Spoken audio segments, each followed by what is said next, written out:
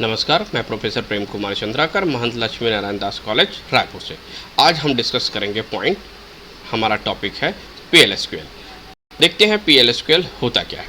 सबसे पहले PL/SQL में हम जानने की कोशिश करते हैं PL वर्ड का मतलब क्या है।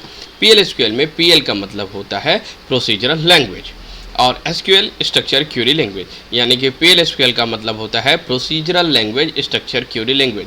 That is the extension of SQL language. PL/SQL जो है वह SQL लैंग्वेज का एक्सटेंशन है। PL/SQL में हम हाई लेवल की जो प्रोग्रामिंग कॉन्सेप्ट है उसे हम ऐड कर सकते हैं। हमारी SQL की जो लैंग्वेज थी, SQL स्ट्रक्चर क्यूरी लैंग्वेज में हम प्रोग्रामिंग कॉन्सेप्ट जैसे कि कंट्रोल स्टेटमेंट, लूपिंग स्टेटमेंट इत्यादि का प्रोग्राम हम परफॉर्म नहीं कर सकते थे, या इत्यादि को हम हमारे क्यूरी के रूप में एग्जीक्यूट नहीं कर सकते थे। But PL/SQL provide a facility we can add the programming in our structure query language. हमारे स्ट्रक्चर क्यूरी लैंग्वेज में प्रोग्रामिंग कॉन्सेप्ट को हम ऐड कर सकते हैं। PL/SQL बोथ साइड के लिए यूज़ होता है, क्लाइंट साइड और सर्वर साइड, दोनों साइड के लिए इसका उपयोग किया जाता है।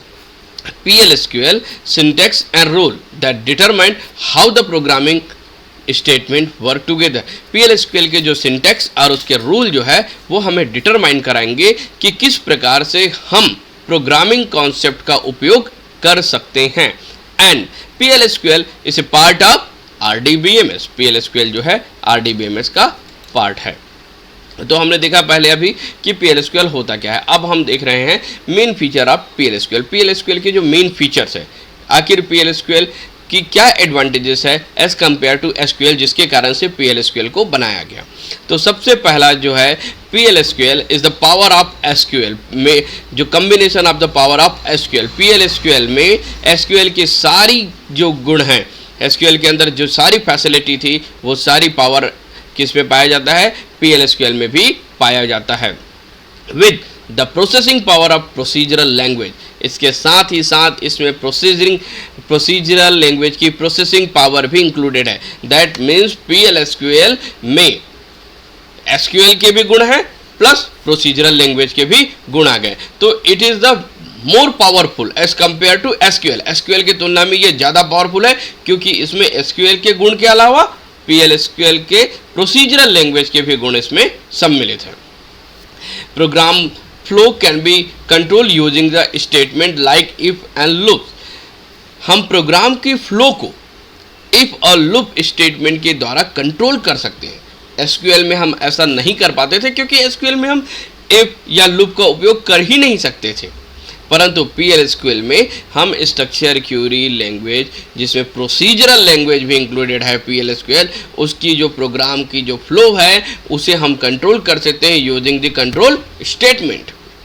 We can declare the variable, defined procedure and function and trap run time error. PL/SQL की सहायता से हम वेरिएबल डिक्लेयर कर सकते हैं, प्रोसीजर डिफाइन कर सकते हैं, फंक्शन डिफाइन कर सकते हैं, इवन इफ एरर को भी ट्रैप कर सकते हैं। Error that means if the run time errors, अगर मान लो हम प्रोग्राम बना रहे हैं उस हमारे स्ट्रक्चर क्यूरी लैंग्वेज में अगर किसी प्रकार के रन टाइम एरर आ रहा है तो उसे भी सॉल्व करने की फैसिलिटी PL/SQL में है। Now the we can discuss the structure of PL/SQL। PL/SQL का स्ट्रक्चर कैसे बनता है। तो PL के स्ट्रक्चर को बेसिकली 3 पार्ट में डिवाइड किया जाता है। तो ये इसकी जो पार्ट ब्लॉक की बेसिक पार्ट को डिस्कस करने से पहले PL/SQL के स्ट्रक्चर के बारे में थोड़ा सा डिस्कशन करते हैं। वो है the basic unit that make up a PL/SQL program और लॉजिकल ब्लॉक। तो बेसिक जो यूनिट्स होंगे वो PL/SQL के प्रोग्राम जो कि लॉजिकल ब्लॉक में रहेंगे वो होगा, यानी कि एग्जीक्यूटेबल जो पार्ट होगा वो सबसे बेसिक पार्ट होगा जहाँ पर हम PL/SQL का लॉजिक लिखेंगे। The block PLS can be nested with the another. PL/SQL के ब्लॉक को आप नेस्टेड भी कर सकते हो। The block group related declaration and statement into a single unit. जितने सारे भी ग्रुप और डिक्लेरेशन होंगे उन सब को हम एक ग्रुप में एक सिंगल यूनिट के रूप में रख सकते हैं। The declaration are local to the block and exit when the complete the block. यहाँ पर लोकल जो ब्लॉक रहेंगे उसे भी आप डिक्लेयर करोगे, और उसे जैसे लोकल ब्लॉक की डिक्लेरेशन के बाद में उसका एग्जीक्यूशन कंप्लीट हो जाता है, वो ब्लॉक जो है अपने आप एग्जीक्यूट हो जाता है और उसकी जो डेटा है वो अपने आप एग्जिट हो जाती है। The basic part of PL/SQL block, जो बेसिक जो पार्ट है उनमें से सबसे पहला पार्ट है वो है डिक्लेरेटिव पार्ट। सबसे पहला पार्ट है डिक्लेरेटिव पार्ट। डिक्लेरेटिव पार्ट हमेशा इसे ऑप्शनल पार्ट कहा जाता है, क्योंकि हर एक प्रोग्राम में आपको वेरिएबल डिक्लेयर करने की ज़रूरत नहीं है। हर एक क्वेरी जो हम एग्जीक्यूट करेंगे वो हर क्वेरी में वेरिएबल का होना आवश्यक नहीं है, इसीलिए हम इसे ऑप्शनल कहते हैं, जहाँ पर हम वेरिएबल को डिफाइन करते हैं तथा यूज़र डिफाइंड जो डेटा टाइप्स है या डेटा टाइप के डिक्लेरेशन वगैरह जो है ये डेरिवेटिव पार्ट में, डिक्लेरेटिव पार्ट में होता है। दूसरा होता है executable part. This are the main part of the PL/SQL। या PL/SQL के ब्लॉक का सबसे मेन पार्ट होता है। यहाँ पर हम हमारे ऑपरेशनल जो कोड है, जो हम परफॉर्म करना चाहते हैं ऑपरेशन, उस कोड को यहाँ पर लिखते हैं। जो प्रोग्राम हमें एग्जीक्यूट करना है उसे हम यहाँ पर लिखते हैं। Then last, exception handling. अगर हमें लगता है कि हमारे प्रोग्राम में किसी भी प्रकार के एक्सेप्शन ऑकर हो सकता है, रन टाइम एरर आ सकता है, तो उसे रन टाइम एरर को ट्राई और उसके बाद उस रन टाइम एरर्स को हम कैच करके यहाँ पर रन टाइम एरर की सॉल्विंग स्टेटमेंट लिख सकते हैं, जिसे कि एरर ट्रैपिंग कहा जाता है या एरर हैंडलिंग के नाम से जाना जाता है। नाउ यहाँ पर एक एग्जांपल देखते हैं कि स्ट्रक्चर जो होती है SQL की वो किस प्रकार से होती है। सबसे पहला जो स्ट्रक्चर है वह है हमारा डिक्लेरेटिव पार्ट, डिक्लेरेशन। डिक्लेरेशन में हम वेरिएबल को डिक्लेयर करेंगे, कर्सर डिक्लेयर करेंगे, यूजर डिफाइंड एक्सेप्शन डिक्लेयर करेंगे। इसके पश्चात बिगिनिंग पार्ट, जहाँ पर SQL के स्टेटमेंट, PL/SQL के स्टेटमेंट लिखे जाते हैं। लास्ट थर्ड पार्ट रहेगा एक्सेप्शन। एंड कीवर्ड की सहायता से हम स्टेटमेंट को टर्मिनेट करेंगे।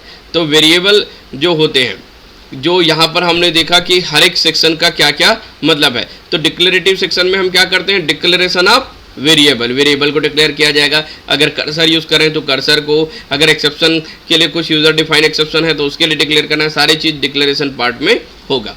दूसरा जो बिगिन पार्ट होगा, बिगिन पार्ट में हम क्या करेंगे, यहाँ पर SQL के स्टेटमेंट्स, PL/SQL के स्टेटमेंट लिखे जाएंगे। अब ये वेरिएबल कौन कौन से होंगे, किस प्रकार के होंगे, इसके बारे में हम डिस्कशन करते हैं। Variables in PL/SQL।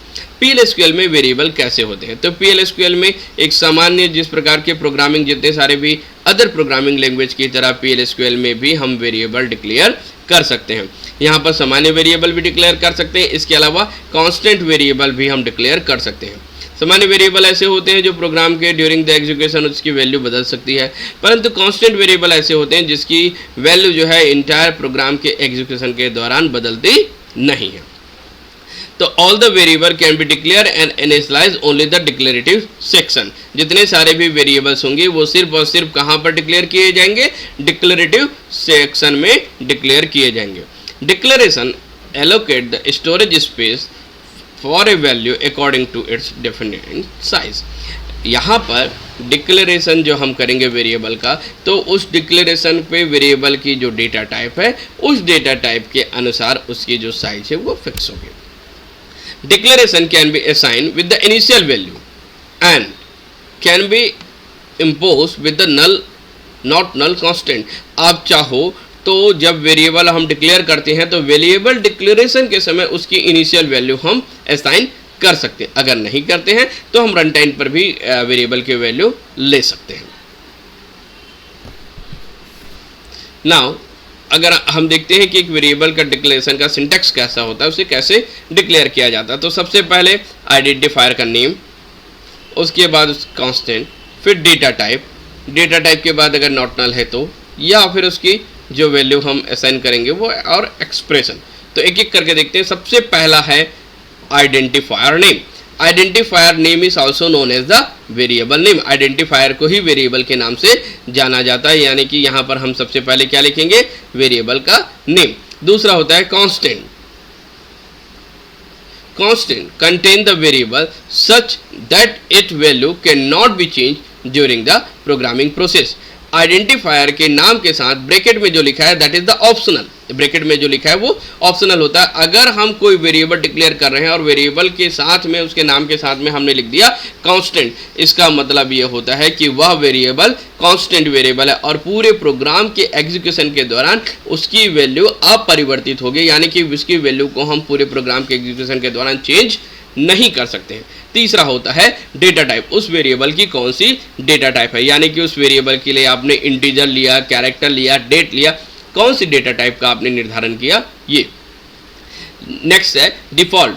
Default set the default value of a variable in PL/SQL program if not attended. अगर मान लो जाए आपने किसी भी प्रकार के कोई वैल्यू प्रदान नहीं की है तो PL/SQL एक डिफॉल्ट वैल्यू प्रदान करता है, ये डिफॉल्ट के अंदर होता है। और expression right in any expression in PL/SQL के द्वारा में आप किसी भी प्रकार की कोई भी एक्सप्रेशन लिखते हो तो उसके लिए इसका यूज़ किया जाता है, जिसके लिए हम सिंगल कोट का यूज़ करते हैं। For example of declaration of variable, variable declare करने के एक एग्जाम्पल देखते हैं। यहाँ पर ये हमेशा कहाँ पर रहेगा, डिक्लेरेटिव सेक्शन में रहेगा। यहाँ पर हमने 5 अलग अलग वेरिएबल डिक्लेयर किया है।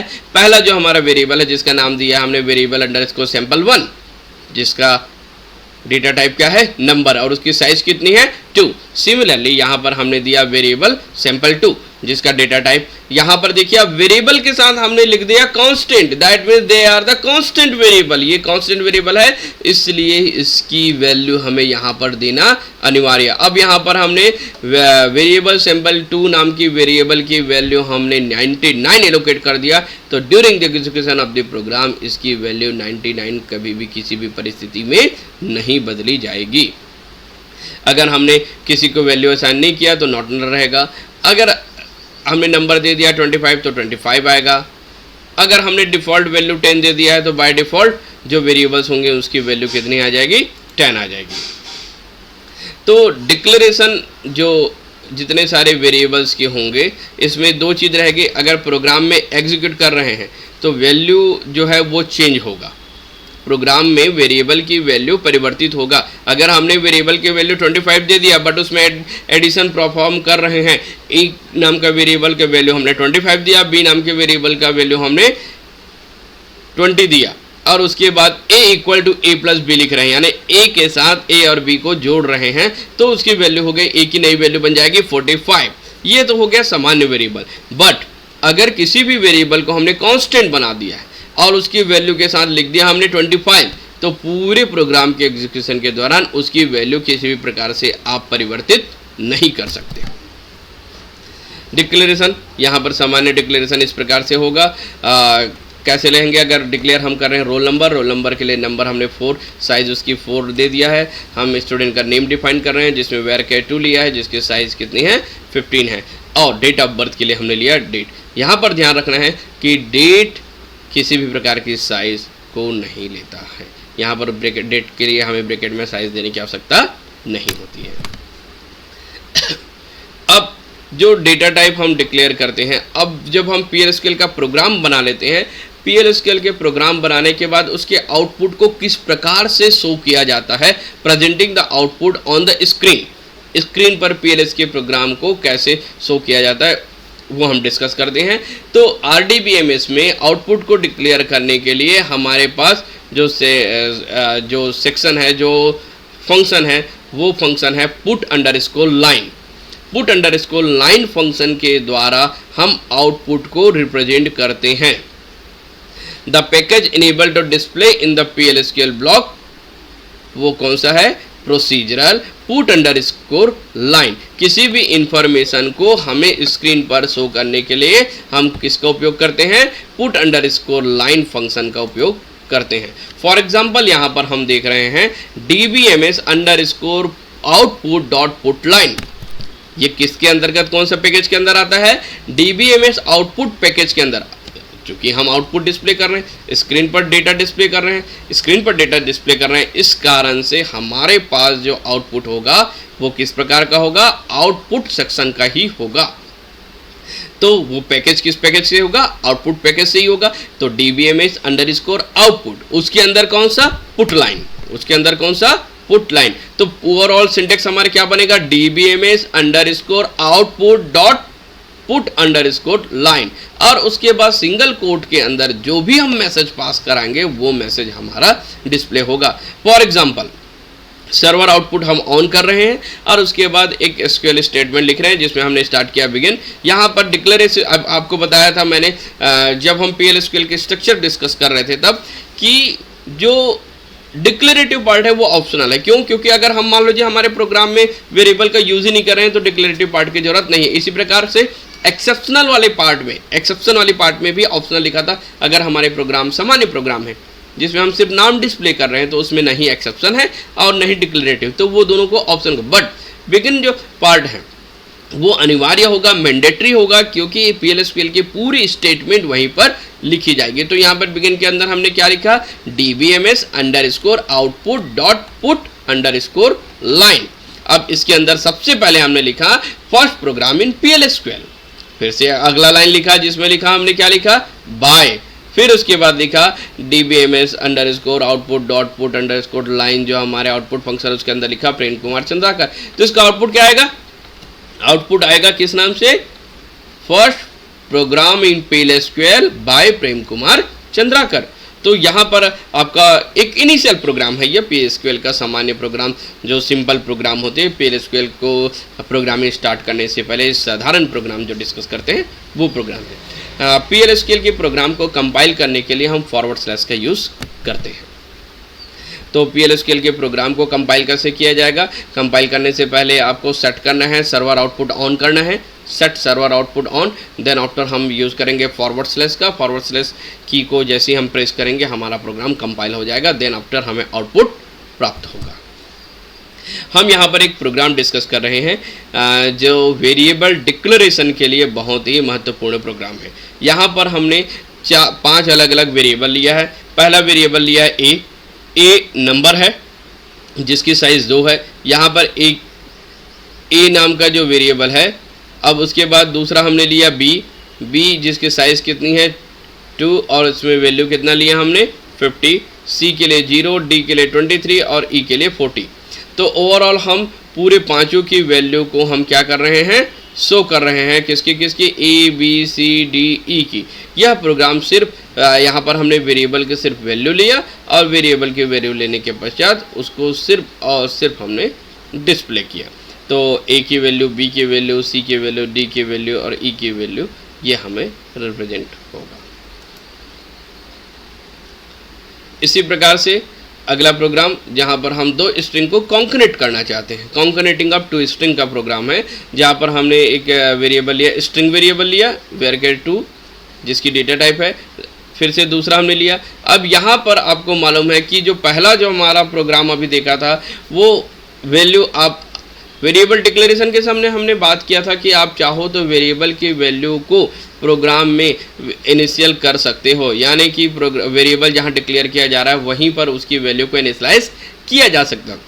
दूसरा तरीका हमने डिस्कस किया था कि रन टाइम पर आप वैल्यू प्राप्त कर सकते हो। तो पहला जो था वो इनिशियल वैल्यू वाला था और दूसरा जो हमारा ये प्रोग्राम है वो है रन टाइम से वैल्यू प्राप्त करने का। तो यहाँ पर 2 स्ट्रिंग लिए, हम स्ट्रिंग 1 और स्ट्रिंग 2, इसकी वैल्यू हम रन टाइम पर प्राप्त करेंगे। इनपुट हमारी वैल्यू कहाँ से जाएगी, रन टाइम पर जाएगा। तो इसके लिए एम्परसेंड साइन का यूज़ हम करते हैं। देन यहाँ पर हम जो हमारा पहला जो आउटपुट है उसमें हम लिख दिए हैं द फर्स्ट स्ट्रिंग इज, जो पहला स्ट्रिंग है उसके साथ जो स्ट्रिंग 1 आएगा वो कॉन्कनेट रहेगा। यहाँ पर पाइप साइन का यूज़ स्ट्रिंग को कॉन्कनेट करने के लिए किया जाता है। सेकेंड स्ट्रिंग के साथ जो सेकेंड स्ट्रिंग कॉन्कनेट करेंगे वो, उसके बाद the final string is string 1 concatenated to string 2 हमने इंटर किया। सपोज दैट पहला हमारा प्रोग्राम कंपाइल किया, कंपाइल करने के बाद हमने फर्स्ट स्ट्रिंग इंटर किया महंत, दूसरा हमने स्ट्रिंग डाला कौन सा, कॉलेज। तो हमारा रिजल्ट कौन सा बनेगा, first string is Mahant, second string is college और final string is Mahant college. तो आज की इंटायर टॉपिक में हमने देखा PL/SQL का बेसिक कॉन्सेप्ट, PL/SQL होता क्या है। PL/SQL के पश्चात हमने देखा वेरिएबल, PL/SQL में वेरिएबल कैसे डिक्लेयर किया जाता है, वेरिएबल डिक्लेरेशन के सिंटैक्स के बारे में हमने देखा। और वेरिएबल डिक्लेरेशन के पश्चात हमने 2 प्रोग्राम डिस्कस किया जिसमें वेरिएबल का यूज़ किया गया था। Thank you.